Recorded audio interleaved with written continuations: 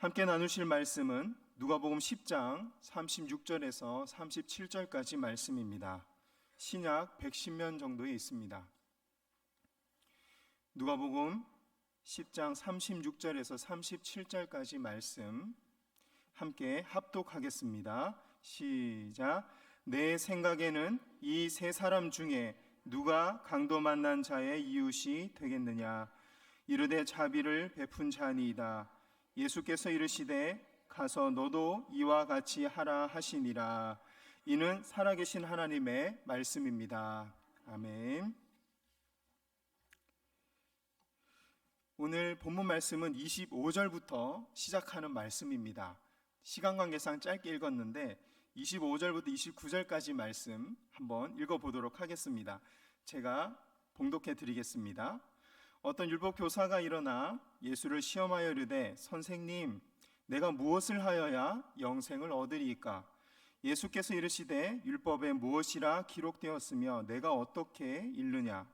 대답하여 이르되 내 마음을 다하며 목숨을 다하며 힘을 다하며 뜻을 다하여 주 너의 하나님을 사랑하고 또한 내 이웃을 내 자신같이 사랑하라 하였나이다. 예수께서 이르시되 내 대답이 옳도다. 이를 행하라. 그러면 살리라 하시니 그 사람이 자기를 옳게 보이려고 예수께 여짜오되 그러면 내 이웃이 누구니까? 아멘. 25절 말씀을 보면 한 율법 교사가 예수님을 시험하려고 어떻게 해야 영생을 얻을 수 있느냐고 질문하는 장면이 나오고 있습니다. 율법 교사라는 것은 이 당대의 권력과 부와 지식을 가진 사람을 상징하고 있습니다. 이어지는 27절에서 예수님은 하나님을 사랑하고 이웃을 사랑하면 영생을 얻을 수 있다라고 대답하셨습니다. 이제 답을 얻은 율법 교사가 뒤로 물러서서 돌아가면 이제 대화가 끝나는 분위기였습니다. 그런데 예수님이 당시에 인기가 있었어요, 없었어요? 인기가 아주 많았습니다. 이스라엘 남쪽에서부터 북쪽 끝까지, 심지어 요단강 건너편의 이방 땅에까지 예수님의 이름이 널리 알려져서 많은 사람들이 예수님을 보려고 몰려왔었습니다. 그러면 율법 교사가 질문을 할 때 주변에 사람이 많았을까요, 적었을까요? 많았겠죠. 나름 유대 사람들 사이에서 지도자 계층에 있고 주목받는 이 율법 교사 서기관이 예수님께 질문을 했습니다. 이스라엘 나라 전체에서 바리새인은 수천 명밖에 되지 않았고 그 수천 명 중에 고르고 고른 사람 단 몇백 명만이 서기관에 다다를 수 있었기 때문이죠. 여기에 나오는 이 율법 교사가 바로 서기관이었습니다. 서기관은 나름 주목받고 있고 관심을 받고 있는 사람이었기 때문에 본인이 예수님과 또한 대화를 나누자 주변 사람들이 더 주목하고 시선이 집중되는 것을 느끼게 되었을 것입니다. 그러자 그는 돌아가지 않고 다시 질문을 합니다. 29절 말씀처럼 자기를 옳게 보이려고 예수님께 했던 질문이 무엇이죠? 내 이웃이 누굽니까? 라고 예수님께 질문을 했습니다. 그는 많은 사람들이 주목하고 있는 지금 선지자로 인정받고 있는 예수님이 너는 율법을 지키며 거룩하게 살았으니 너의 이웃은 율법을 잘 지키고 거룩하게 살아가고 있는 바리새인과 서기관이다 라는 말씀을 해주시길 바랬던 것입니다. 왜냐하면 이 율법교사 자신이 많은 사람들에게 율법을 잘 지키는 사람으로 인정받고 거룩한 사람으로 인정받고 싶었기 때문입니다. 이 당시에는 거룩하다라고 평가받고 말씀에 순종 잘하고 율법을 잘 지키는 사람이다라고 평가를 받으면 돈이 되는 시대였습니다. 돈. 예를 들어 땅을 상속하는 문제가 그랬습니다. 이스라엘 백성들에게 분배되었던 땅은 남자에게서 남자에게로만 이 재산이 상속될 수 있었습니다. 여자는 상속받을 수가 없었죠. 그러면 과부가 생길 때 어떻게 해야 되느냐? 유대인들 전통에 따르면 이 한 마을이나 한 고을에서 이 의롭다고 평가되는 바리새인과 서기관들에게 그 땅을 대리로 맡기도록 했습니다. 또 다른 기업 물을 자나 그 가문에서 그 대를 이을 땅을 상속받을 사람이 나오기 전까지는 이 거룩한 랍비나 선생들에게 땅이 맡겨졌던 거죠. 물론 그 땅이 맡겨지는 기간 동안에 율법 교사나 서기관들은 이 금전적인 이익을 취할 수 있었습니다. 악랄한 서기관들과 율법 교사들은, 바리새인들은 또 다른 율법을 갖다 대면서 심지어 그 땅을 과부에게 돌려주지 않기까지 했습니다. 그래서 예수님이 바리새인들을 향해 과부의 가산을 삼키는 자들이다 하고 질책하셨던 것이죠. 당시는 종교가 곧 나라의 법이었습니다. 그 사람이 평가받는 신앙 등급이 곧 사회 명예와 권력이 되고 돈이 되었습니다. 예수님을 시험한 율법 교사는 이런 것들을 얻고 싶었던 것입니다. 예수님께 너는 저 부정한 사람들과는 다르다는 말을 듣고 싶었던 것입니다. 이것은 하나님과의 관계는 소중히 여기지만 이웃과의 관계는 하찮게 여기고 무시하는 잘못된 행동인 것입니다. 또 하나님과의 관계를 소중히 하는 이유도 하나님께 영광을 드리기 위해서가 아니라 자기 자신에게 영광을 돌리고 금전적인 이익을 취하기 위함이었습니다. 처음 율법 교사가 질문했던 내용은 어떻게 해야 천국에 들어갈 수 있습니까? 라는 질문이었습니다. 그리고 예수님의 대답은 십계명을 줄여놓은 말씀으로 하나님을 사랑하고 이웃을 사랑하라 였습니다. 1에서 4계명에 해당하는 하나님과의 관계, 그리고 5에서 10계명에 해당하는 이웃과의 관계가 모두 잘 이루어져야 천국에 들어갈 수 있다라는 말씀입니다. 거꾸로 말하면 하나님과의 관계가 좋다고 하면서 주변 사람들과의 관계가 좋지 않거나 주변 사람들과의 관계가 좋다고 하면서 하나님과의 관계가 끊어져 있는 이런 사람들은 천국에 들어가기 어렵다라는 말씀입니다. 하나님과의 관계가 좋은 사람은 삶 속에서 당연히 하나님을 사랑하고 그 사랑을 실천하게 되고 이웃 사람들과 자연히 좋은 관계를 맺을 수밖에 없는 것입니다. 하나님을 믿는다면 그 증거로서 이웃과의 관계도 당연히 좋아져야 하는 것입니다.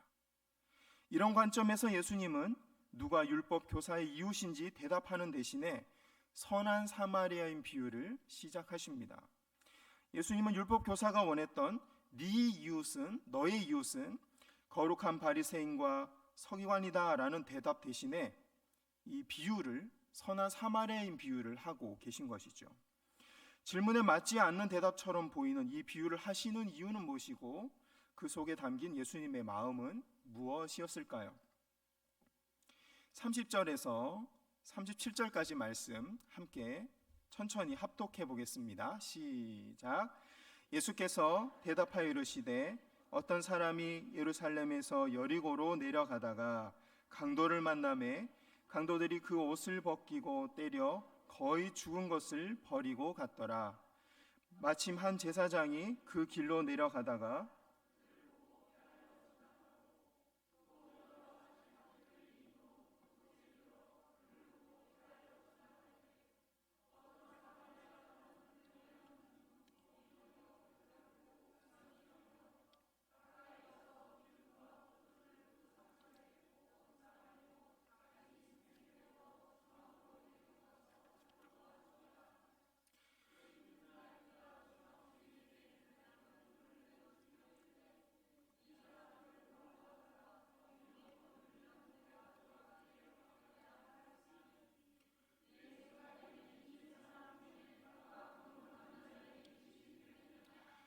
이르되 자비를 베푼 자니이다.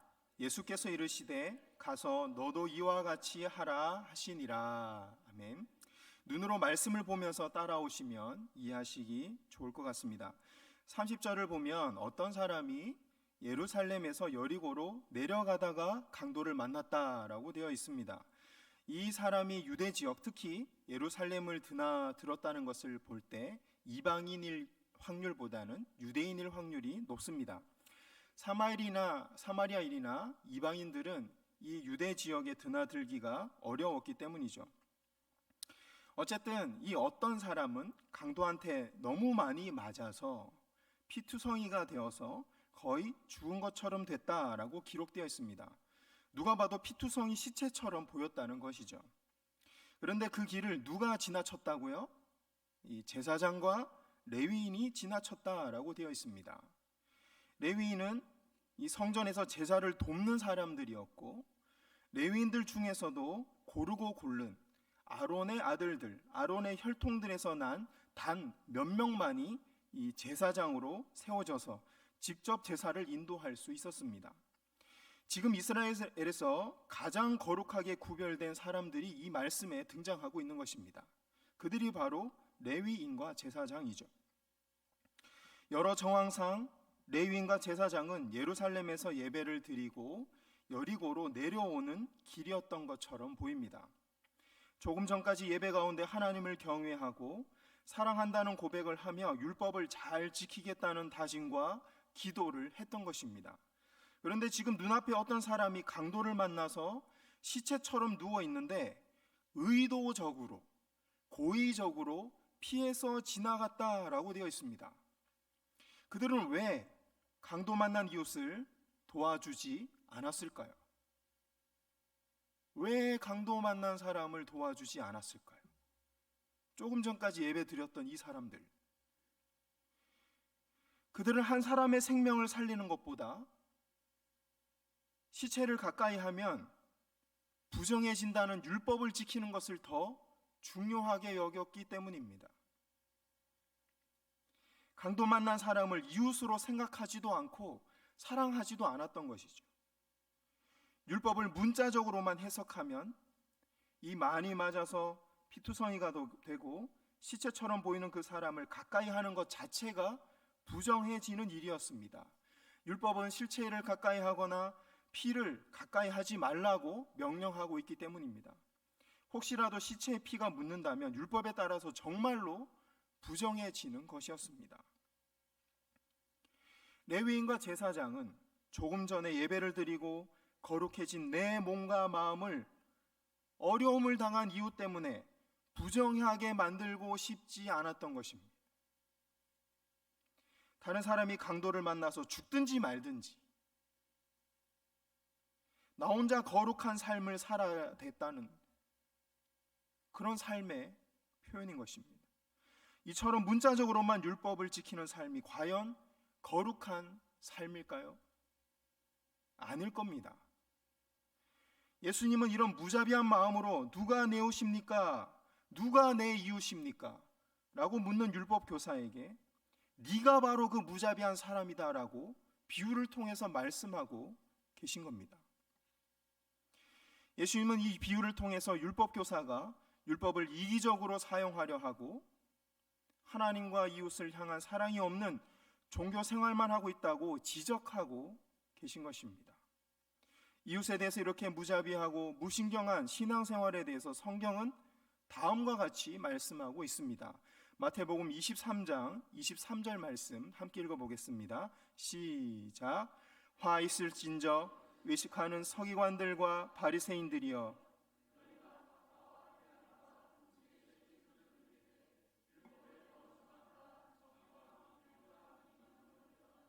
그러나 이것도 행하고 저것도 버리지 말아야 할지니라. 아멘.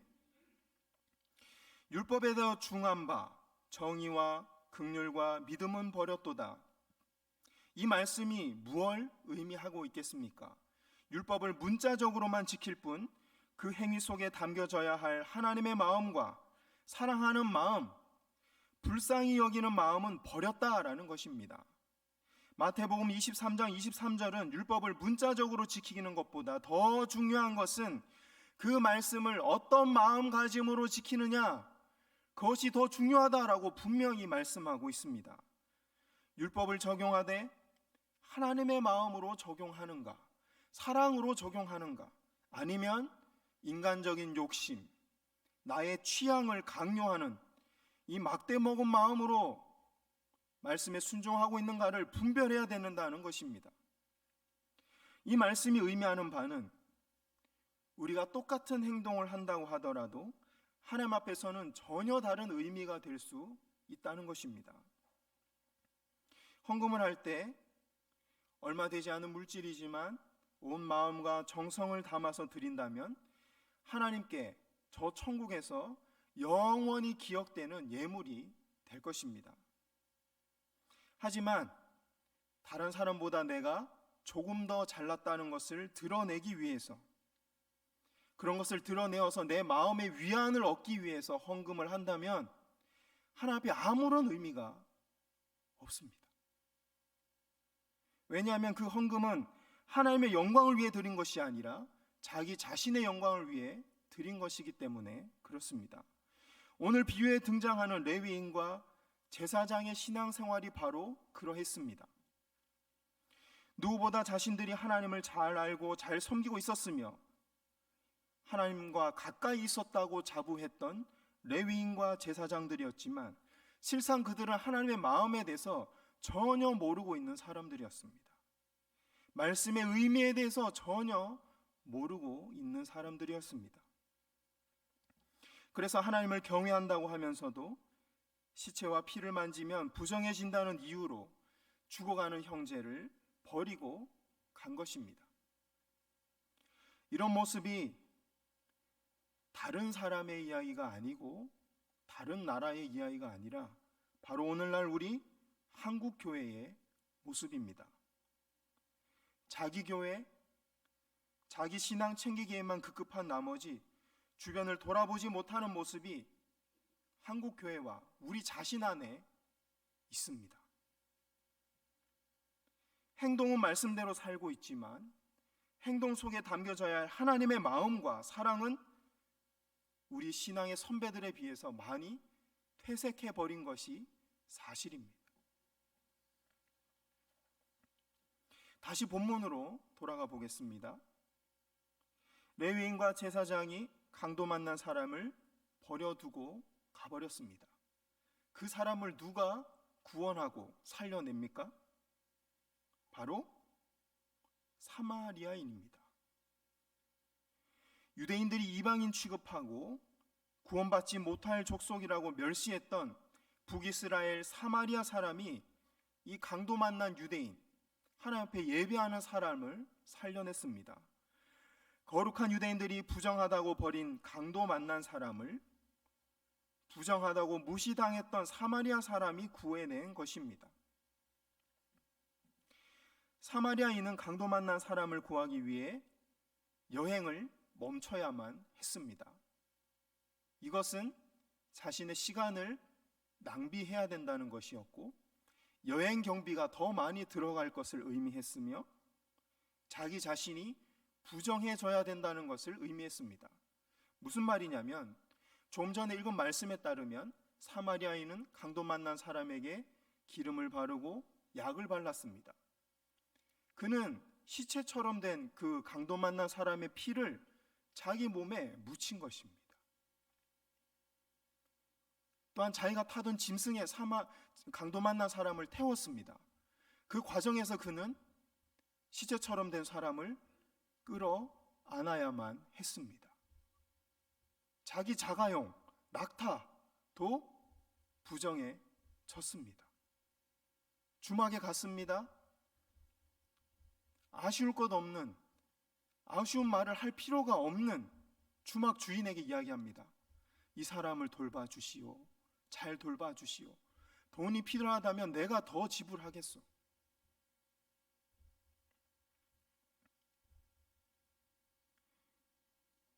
이러한 헌신 속에서, 이러한 섬김 속에서 죽어가던 사람이 살아난 것입니다. 사마리아인은 다른 사람과 다른 사람의 부정함과 다른 사람의 짐을 대신 짊어짐으로써 한 영혼을 살려내게 된 것입니다. 예수님의 이 비유는 이웃을 향한 사랑의 실천과 희생이 없는 신앙생활 속에서는 죽었던 영혼이 절대로 살아나는 역사가 없을 것이라고 말씀하고 있는 것입니다. 내가 손해보지 않고, 내가 배려하지 않고, 내가 다른 사람의 십자가를 대신 짊어지지 않고서는 결코 복음도 전할 수 없고 영혼도 살아날 수 없다라고 말씀하고 있는 것입니다. 그래서 이 땅에 오신 분이 누구시죠? 예수 그리스도. 그래서 예수 그리스도께서 이 땅에 오신 것입니다. 예수님은 세상의 모든 부정함과 죄를 대신 짊어지기 위해 이 땅에 오셨습니다.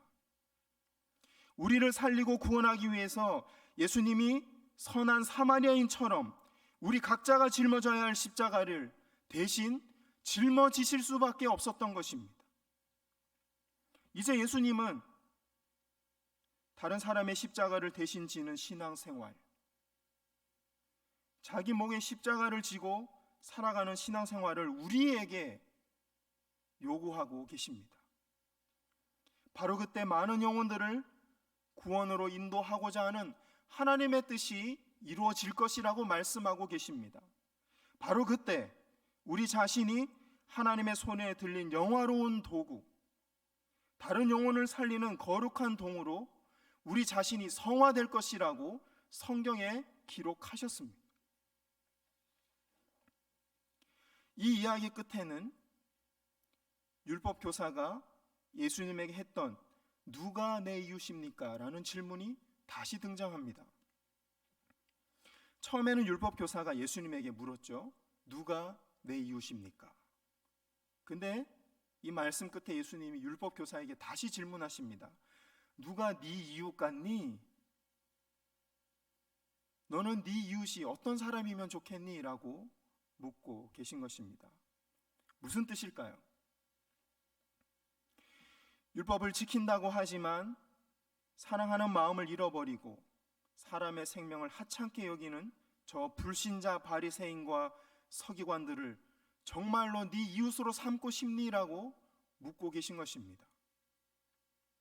하나님을 사랑한다고 하면서 이웃을 사랑하지 않는 사람의 사랑이 과연 진짜겠느냐?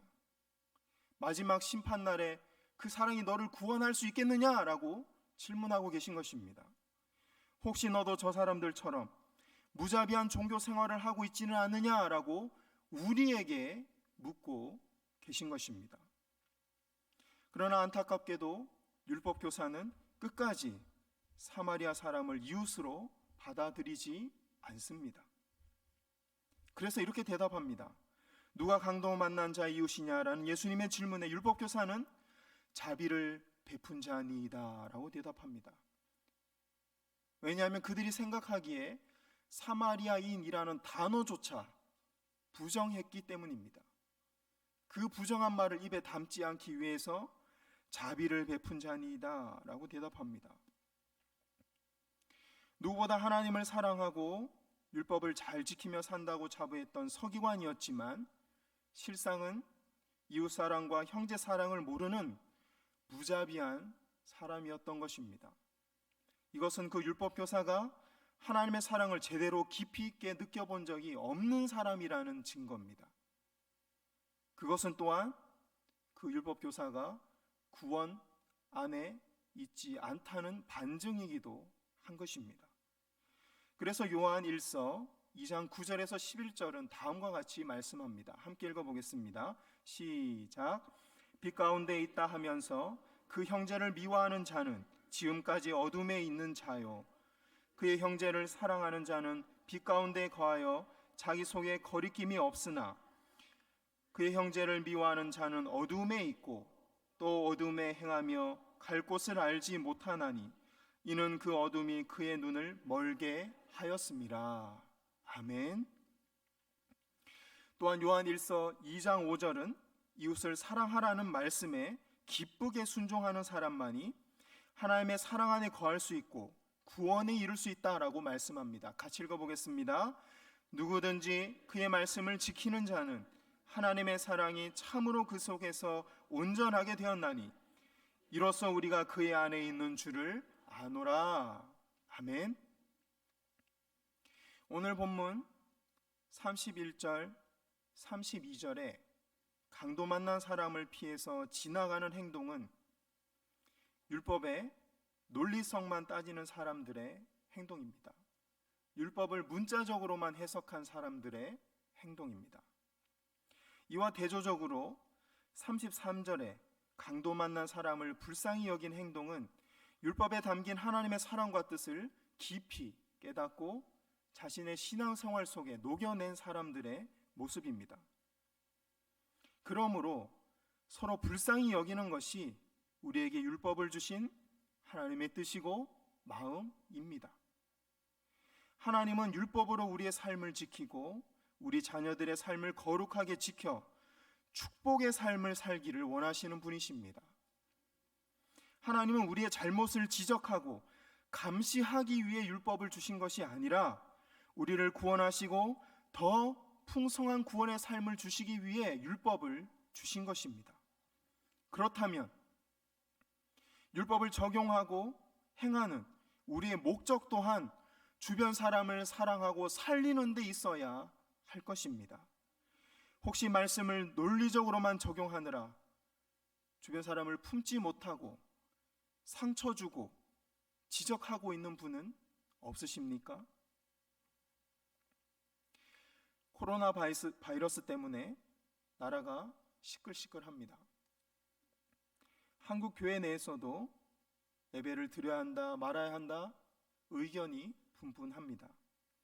이럴 때일수록 율법을 문자적으로 적용하며 다른 사람을 비방하고 정죄하는 일을 삼가해야 할 것입니다. 그렇다고 율법을 문자적으로 지키는 일을 가볍게 해서는 안 됩니다.